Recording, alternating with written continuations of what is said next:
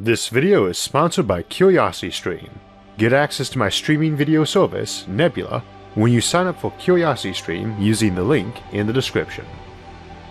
We often wonder why we can't see any aliens, and it might be that they are out there and can see us, but make it so we can't see them. That Earth is essentially a zoo.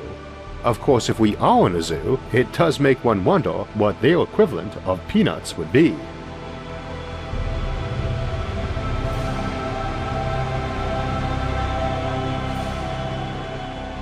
The Fermi Paradox is the big question of where all the aliens are, when we don't seem to hear from them but the universe seems to be a huge and ancient place.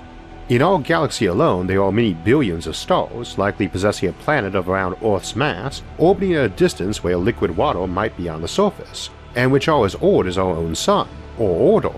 And of course we have many billions of galaxies. It just doesn't seem probable that we could be it, either the only advanced civilization out there or the first on the galactic stage. Last fall we continued our discussion of the various hurdles or filters that might make advanced civilizations less probable than we tend to assume in our Great Filter series, but I thought we'd spend a bit of time this spring looking at some of the Fermi Paradox solutions that assume intelligent life is pretty common and tends to hang around. This is opposed to the great filters that life, or intelligent life at least, occurs very rarely, or as we discussed in late filters, tend not to last very long. For today, we'll assume more optimistic views of both how aliens might act and their capacity to do so, that they aren't malevolent or so alien as to be indecipherable in their behavior, and that they could send ships here to contact us if they chose to. We'll examine the notion that they might be unable to go out and settle the stars and send ships here later this month in Fermi Paradox Whispers in the Dark. Now, if we assume they are not malevolent nor so utterly alien in motivations that we can't predict anything about them, and that they are common enough and willing and able to colonize new worlds, we have a bit of a problem. It just seems likely they would be interested in us since it's rather inconceivable we wouldn't be in their shoes. Now this doesn't mean they all would be by any means. They might tend to view us as a rather boring and insignificant little pale blue dot full of primitive, hairless apes. But it only takes one, and if we assume they're curious by nature, which is strongly implied by them having technology, someone would have taken an interest. After all, few of us care about some random species of fish or insect, but there are plenty of folks who make a career of studying them, and certainly would talk to them if they could. Similarly, Earth might be a primitive backwater, but we never hesitate to poke around our own backwaters. Comparing Earth to Space Kansas is humorous, but Kansas has millions of visitors every year. Of course, to be fair, many folks visiting Kansas are actually visiting relatives, and an alien wouldn't have any relatives here, or just passing through on their way elsewhere, and Earth is not an exit ramp with restaurants and gas stations, as space travel doesn't really work that way. You don't pull over to refuel and stretch your legs in space. You speed up, then cruise to your destination, as it takes no extra fuel to cover more distance. You only burn it speeding up and slowing down, so stopping to refuel doesn't make sense. Even if you need to resupply, you stop someplace genuinely boring, like a small icy rock with no significant gravity well that you can suck raw materials out of. Regardless, folks do stop in Kansas for things unique to Kansas besides people or location, such as its nature preserves. Quite a few people too, as it's a rather beautiful place, as is my own home of Ohio, which is also proverbially boring. And again, you don't need a flood of visitors, it only takes one to stop by and say hi. They needn't be particularly normal either. If no one is stopping them and they've got easy space travel, or at least practical space travel, then it could be just one rather eccentric alien who heard about the lovely wines we make up in my hometown of Geneva and decided to land in my backyard to sample those and give me a nervous breakdown, then have to call up my friend Jimmy Church to apologize, tell him he was right all along, and then redo all our Fermi Paradox and Alien Civilizations episodes. Indeed, you might have someone visit Earth, and me specifically, just because they were spying on our communications and rolling around in laughter at those episodes and were a touch malicious. We're only assuming they're not grossly malevolent today after all, as opposed to actually nice and enlightened people. Confirmation bias is a big one on this topic, and I don't make much of a secret I tilt to the solutions we discussed in the Great Filter series, but as usual we'll try to treat today's topic fairly, and it's past time we got to that, so grab a drink and a snack and let's get rolling. The zoo hypothesis is essentially a blanket term for those Fermi Paradox solutions which say they are quite capable of contacting us, but choose not to do so. That could be a direct zoo analogy, though does not have to be, and in any event we do generally interact with zoo animals, except where they are too dangerous for us to approach, or where we are worried about their health, physical or mental. Zoos aren't really meant to hide humans from animals, just replicate their natural habitat, but some critters don't handle humans well, and that's one of the motives often given for this approach.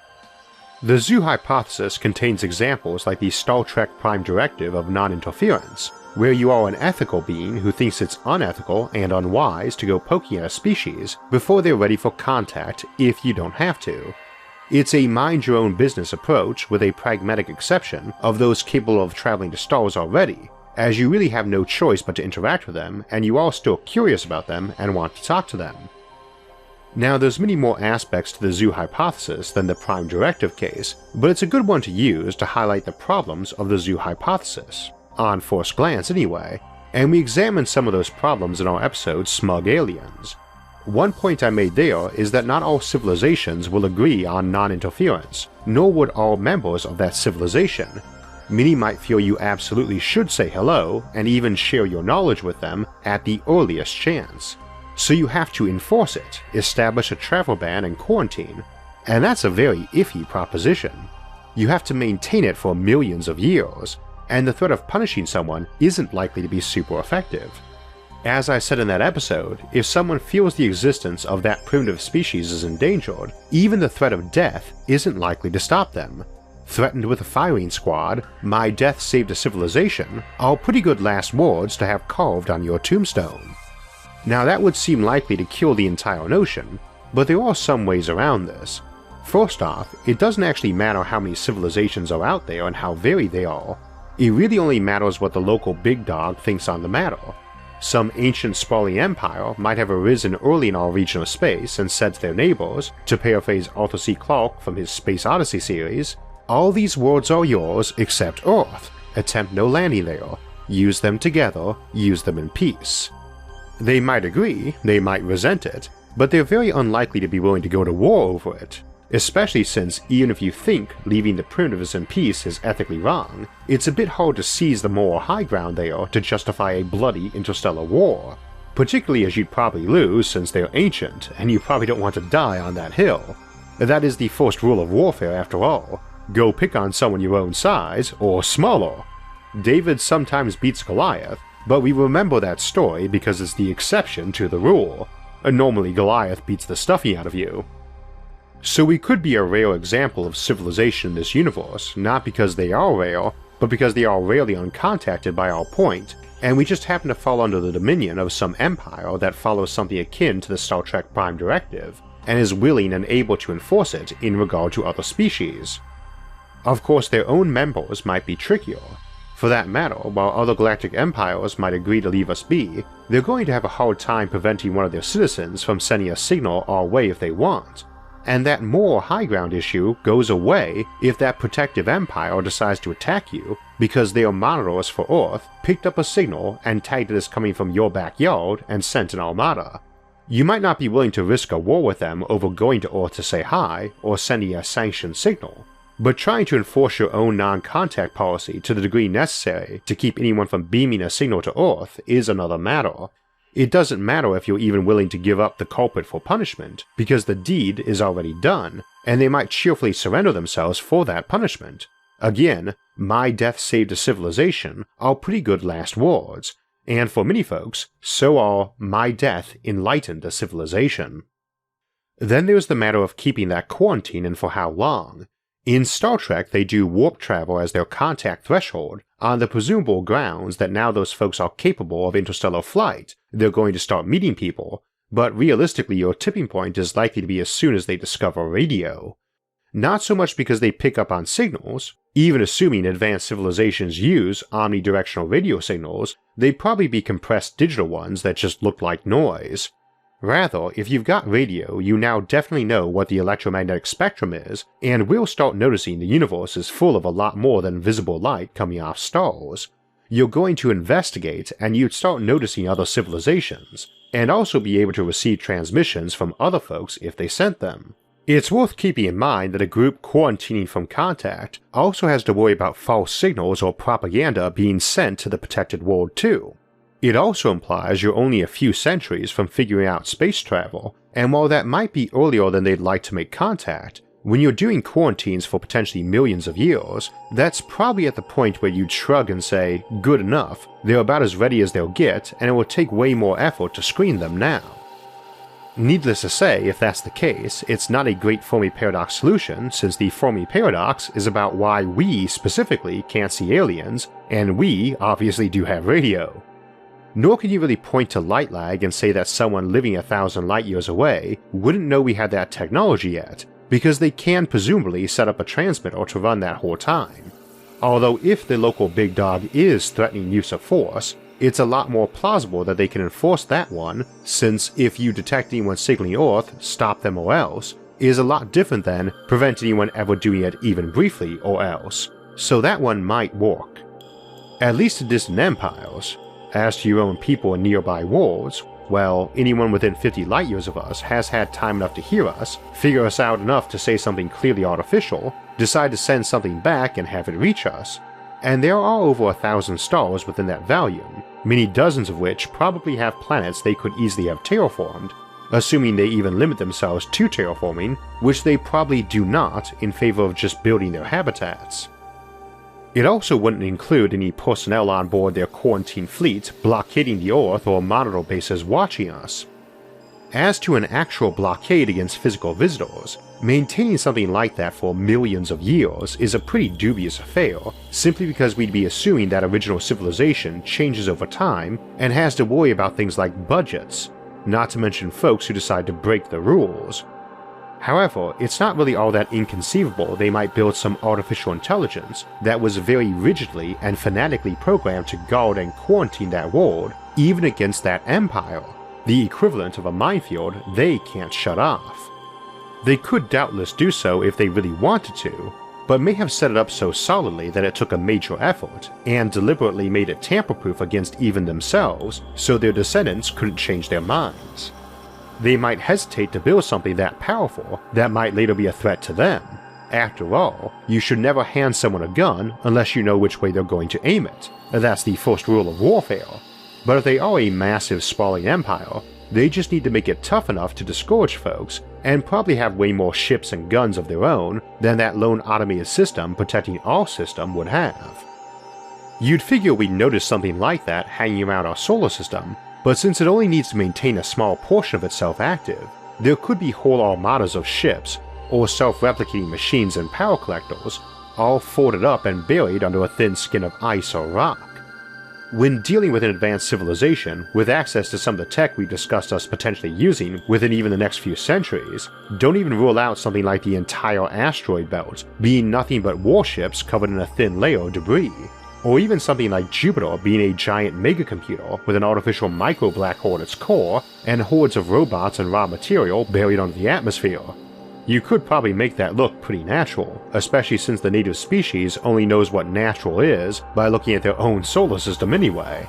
Until a couple of decades ago, we couldn't even have said if gas giants elsewhere in the galaxy looked even vaguely like our own, and we still can't see them well.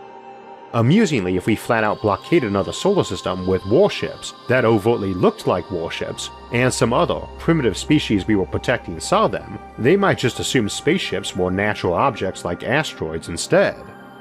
If your main goal is to protect them from being exposed to the big bad universe, you probably don't have any real issues cannibalizing most of the resources in that solar system besides their home world to use for that protection. Especially since you can't just turn the stuff over to them, even as recycled raw materials if you like. Such mega engineering and manufacturing is mostly about energy, and the sun gives off plenty, only about a billionth of which ever hits Earth. If you got even fairly simplistic automated manufacturing, like we probably will have within a generation or 2 or maybe 10, and you see some world with primitive apes playing with fire, that's plenty of time to send in the robots and crank up your production there to screen them from contact. And screen might be rather literal. If you're just trying to keep signals and ships from getting through, it is conceivable you might build a big thin shell around their planet or whole solar system that scrambled signals and watched for interlopers to warn off or pulverize. Of course, if you're doing that, you might decide that instead of trying to obscure the outside universe, which may well be full to the brim of Kardashev 2 or higher civilizations, and those are kinda hard to hide, that you just build that shell like the wall of a zoo that you decorated to look natural. Kind of like a big dome made of TV screens that showed a fake world outside, only scaled up a lot. Now that might sound pretty crazy, but in truth it's not that hard to do, especially for shielding someone pre-spaceflight. We've certainly considered bigger constructs on this show than some millimeter-thick TV screen englobing a planet that you could probably build by disassembling one medium-sized asteroid, of which there are millions to choose from locally. Presumably anyway, there is no guarantee what the screen shows is what the natural universe would look like minus the civilizations now inhabiting it. But if your goal is to let them naturally develop without interference, then it stands to reason you're trying to keep their view of the universe reasonably natural. Or seemingly so anyway. As I said a bit ago, we only know what natural is from observing nature and assuming it's natural, and we've got enough big questions and unknowns still that we can't assume we just notice a telltale and see it for a big giveaway that things were fake. Earth might exist in some little bubble with a fake universe on display that only loosely matches reality. We can't assume the only reason for such a quarantine is to let us naturally develop undisturbed by aliens. The motivation might be to see how a civilization would develop without knowing about aliens because it was so rare and long ago since the last time that actually happened, just a handful of times billions of years ago to the outer species, that someone commissioned the project as an experiment. We might be orbiting inside someone else's native home system on an artificially constructed world. As to our own spacecraft, we've never sent anything manned farther than the moon, and while they probably could build a bubble solar system wide, let's not ignore that they could probably very easily see any of our probes headed out to deep space and just hijack them and send back fake signals if they wanted to. I really doubt some ancient alien empire is going to have issues rapidly hacking the computers on one of our space probes. For that matter, they could probably do that to manned ships too. It's presumably a lot harder to hack and brainwash a human while jamming their signals and sending fake stuff home so mission control thinks all is well, but they can probably do it and probably have got extensive physiological and neurological databases on us, and would have plenty of time to prepare for that. It's not like our current spacecraft are fast or sneaky, even ignoring that we'd be discussing such a mission on the news years before it even launched.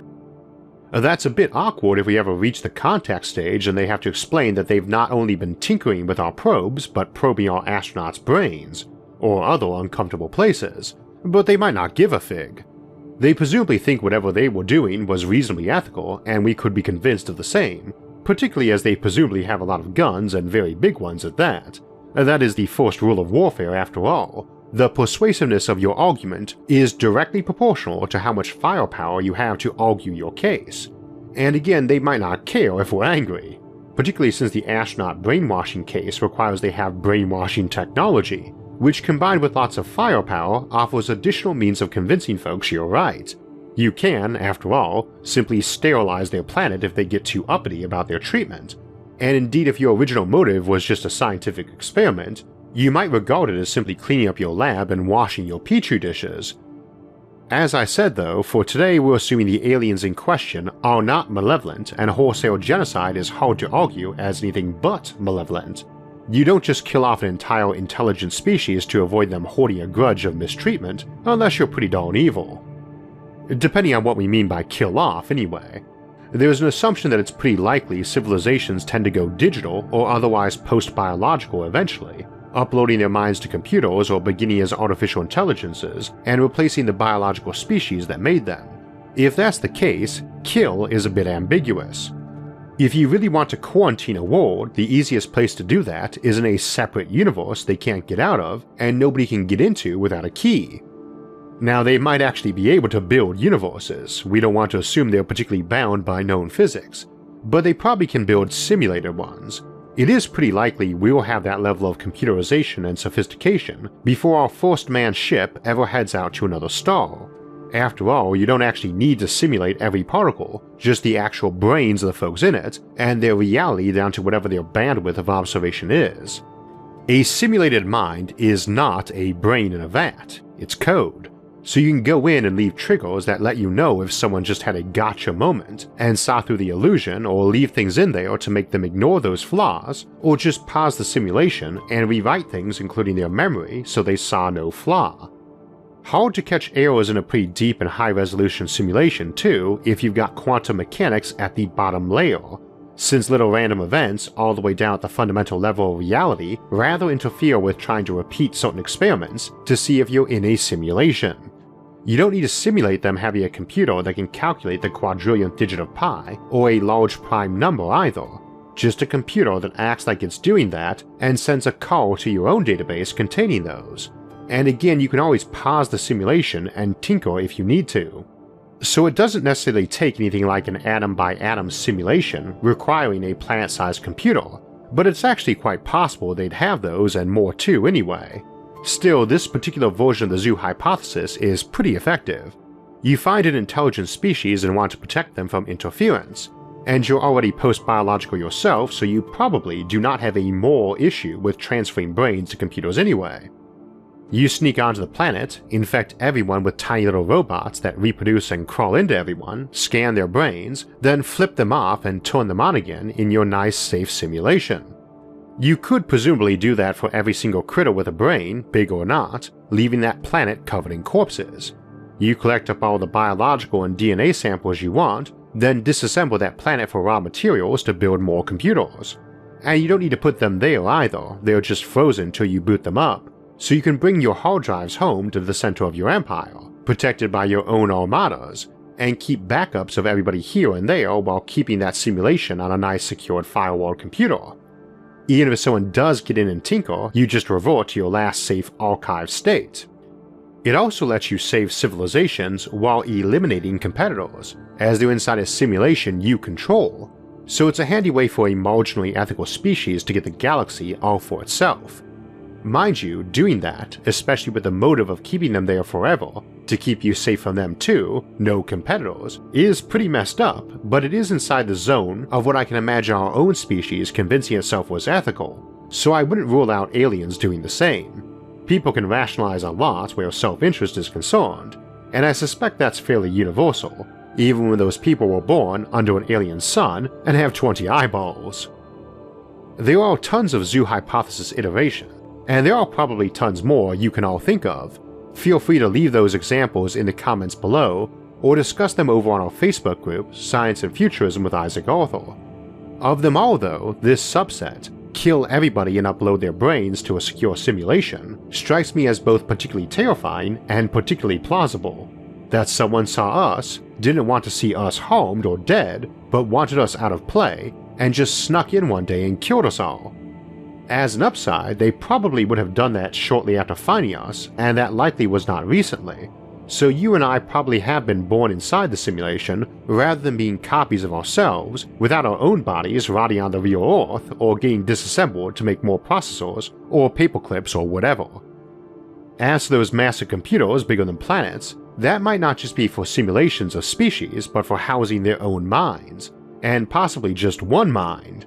You could have some planet-sized computer running a single massive intelligence, or even an entire star converted over to that purpose, and we'll be exploring that in our episode Conscious Stellar Objects, which is out now for early release over on Nebula. Nebula, our new subscription streaming service, was made as a way for education-focused independent creators to try out new content that might not work too well on YouTube, where algorithms might not be too kind to some topics or demonetize certain ones entirely, or just don't fit into our usual content. And if you'd like to get free access to it, it does come as a free bonus with a subscription to Curiosity Stream, which also has thousands of amazing documentaries you can watch, on top of Nebula exclusive content from myself, like our Nebula exclusive series, Coexistence with Aliens, and many other excellent works by creators like CGP Grey, Minute Physics, and Wendover. A year of CuriosityStream is just $19.99, and it gets you access to thousands of documentaries, as well as complimentary access to Nebula for as long as you're a subscriber and use the link in the episode's description, curiositystream.com/IsaacArthur. So we were discussing the Fermi Paradox today, and we'll be returning to this topic in 2 weeks to look at another popular notion for a Fermi Paradox solution that has alien civilizations as common, but just not talkative. Or perhaps talking, but we can't hear them, in the Fermi Paradox, Whispers in the Night. First though, next week we'll be exploring humanity's future as we get out to space and colonize and industrialize our solar system, and ask how that industrialization might impact how we colonize, in industrial belts in space. If you want alerts when those and other episodes come out, make sure to subscribe to the channel, and if you'd like to help support future episodes, visit our website, isaacarthur.net, to donate to the show or look over our inventory of over 200 episodes or our awesome SFIA merchandise. Until next time, thanks for watching and have a great week.